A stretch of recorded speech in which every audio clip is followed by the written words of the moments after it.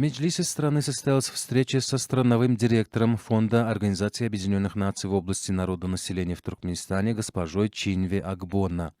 Руководитель парламента страны поздравила госпожу Чинве Акбонна с назначением на должность странового директора Фонда ООН в области народонаселения в Туркменистане, пожелав ей успехов в деятельности.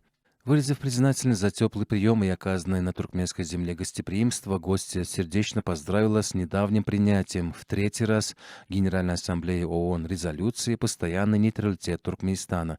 Также был сделан акцент на участие депутатов и специалистов Меджлиса в семинарах, рабочих совещаниях, проводимых Фондом народонаселения соответствующими министерствами страны. Вместе с Фондом народонаселения в Туркменистане проводится комплексная работа по охране матери и ребенка, охране семьи и молодежи, гендерному равенству. Гости ознакомились с работой, проводимой согласно принятым в Туркменистане государственным программам по последовательному повышению экономического роста страны и дальнейшему улучшению социально-бытовых условий населения.